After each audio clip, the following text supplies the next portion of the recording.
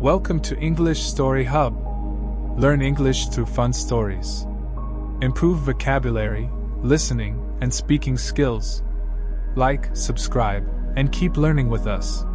Billionaire boyfriend. The old apartment groaned under the weight of another cold morning. Ariana Brooks sat curled up on the worn sofa, wrapping her mother's favorite shawl tighter around her shoulders. Outside, the city buzzed with life, but in apartment 3B things were quieter, too quiet.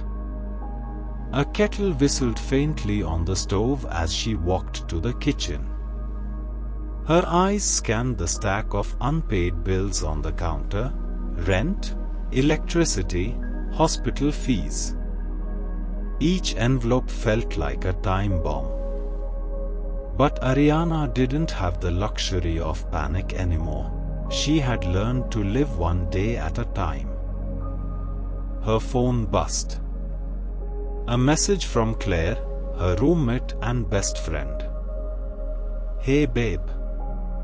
Can't cover the electric this month. So sorry." Face with cold sweat.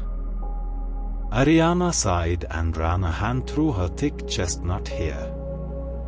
Claire was doing her best, but so was she, juggling two jobs and barely sleeping. Ariana worked at Java Point, a local coffee shop by day, and cleaned offices at night. Her dreams of college had been shelved indefinitely after her mother's cancer diagnosis. She walked into the bedroom where her mother, Ellen, lay resting. The chemo had taken its toll. Once vibrant and full of life, Ellen now looked fragile, like a glass sculpture. But her eyes still sparkled when she saw Ariana.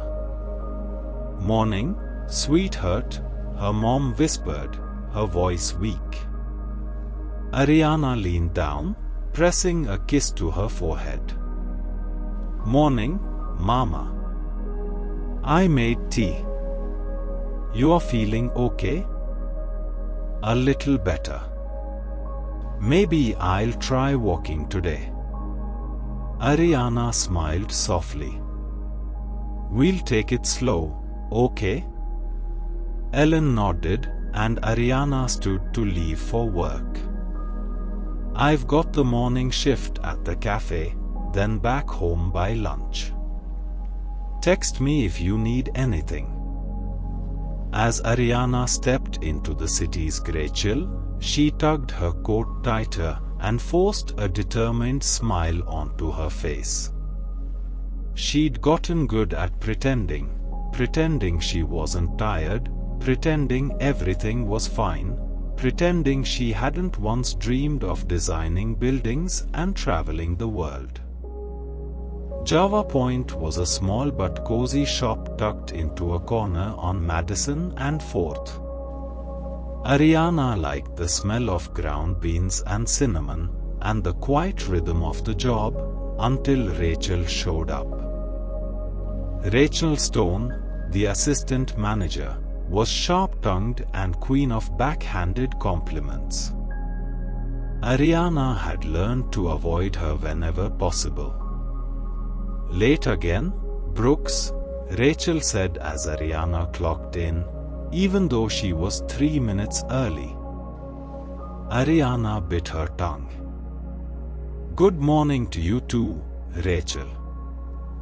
But today, Rachel wasn't the center of attention. Someone new had joined the staff. A tall, broad-shouldered guy stood behind the counter, struggling to load beans into the espresso machine. His dark hair curled slightly at the ends, and his jawline looked like it belonged on a billboard. "That's Liam. New hire," Rachel said, smoothing her hair. "No experience, but the manager owes his family a favor or something." Ariana glanced over. Liam looked completely lost, trying to figure out the cash register. "Want help with that?" Ariana asked. He looked up, surprised. His eyes were the color of storm clouds, and when he smiled, it was warm enough to melt January frost. "I'd appreciate that. First day jitters, I guess." "Don't worry. You'll get used to Rachel's warm welcome," she whispered. Liam grinned, clearly catching the sarcasm. "Thanks. I'm Liam. Ariana." They shook hands, and something electric passed between them, a moment too quick to name. She didn't know it then, but her life was about to change. And Liam Carter? He wasn't just any barista. He was a billionaire in disguise. Over the next few days, Ariana and Liam settled into an easy rhythm.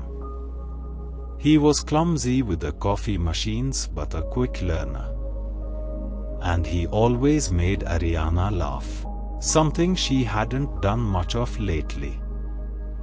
"You make a mean mocha," she said, sipping from a cup he handed her one morning. "I have a good teacher," he replied. Rachel, of course, had her suspicions. She didn't like how quickly Liam had bonded with Ariana. She started nitpicking Ariana's work more than usual, but Ariana didn't care. Liam made work lighter, better. One afternoon, a sleek black car pulled up outside the cafe. Ariana watched as Liam's expression shifted. A man in a suit approached him discreetly. "Sir, your mother is expecting you at the fundraiser." Liam's jaw clenched. "Not now. I'll come later." The man nodded and left. Ariana raised an eyebrow.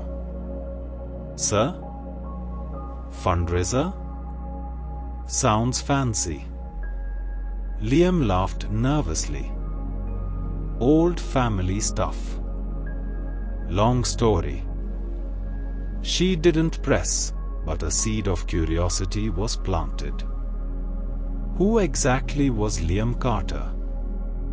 One slow Thursday evening, Liam asked Ariana if she wanted to grab dinner after her shift. They ended up at a late-night diner, talking for hours. She told him about her mom, about her abandoned dreams of architecture. He listened intently.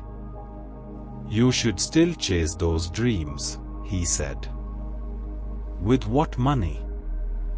The pennies I make from coffee tips? You never know. Life changes fast." He looked at her in a way that made her stomach flutter. When he walked her home, he didn't try to kiss her. He just held her hand. Somehow, that meant more. One night, Ariana got curious and Googled Liam Carter. What she found shocked her. Liam Alexander Carter, son of media mogul Evelyn Carter, worth billions. Ariana's hands trembled. Why was he pretending to be a barista? When she confronted him, he sighed. "Because I wanted to know what it's like to live without a silver spoon. To meet someone who liked me for me." Ariana felt betrayed, but also conflicted. He hadn't lied exactly, he'd just hidden the truth. To make it up to her, Liam invited Ariana to a gala. She hesitated, then said yes. He sent a car, a dress, jewelry. It was a Cinderella moment. At the gala, heads turned. But Liam only looked at her. His mother, Evelyn Carter, however, was unimpressed. "She's not from our world, Liam." He held Ariana's hand tighter. "Maybe that's what I love about her." Over the next few weeks, their relationship deepened. He helped cover her mom's treatments, bought groceries, stayed up with her when her mother had bad nights. He was kind, real, and he made her feel seen. But Rachel, jealous and bitter, started digging. Rachel exposed Liam's identity at work, making Ariana look like a gold digger. Hurt, Ariana left her job. "I didn't fall for your money," she told Liam. "I know. That's why I fell for you." Still, the tension between their worlds grew. Liam took Ariana to his company headquarters, showed her his world. "You can be part of this too," he said. But she felt like an outsider. Evelyn offered Ariana money to leave Liam. "You are holding him back," she said. Ariana refused. "He deserves someone who challenges him, not controls him." Liam's rival, Marcus Blake, leaked private photos of Ariana, twisting the narrative. Paparazzi swarmed. Ariana lost all privacy. She disappeared. Rachel, it turned out, had worked with Marcus. She leaked Ariana's info. Liam fired her. Liam searched everywhere. Finally found Ariana at her childhood lake house. "I don't care about the noise. I care about you." He knelt. "Come home with me." Ariana enrolled in night school for architecture.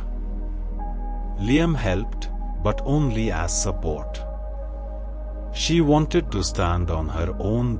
Evelyn invited Ariana to a private lunch. Tested her with questions, scenarios. At the end, Evelyn smiled. "You are tougher than I thought." Liam chose well. A year later, Ariana graduated. At the ceremony, Liam surprised her with a ring. "We built something stronger than money. Will you marry me?" Tears filled her eyes. "Yes." And so began a new chapter. Not just of riches or romance, but of real, lasting love.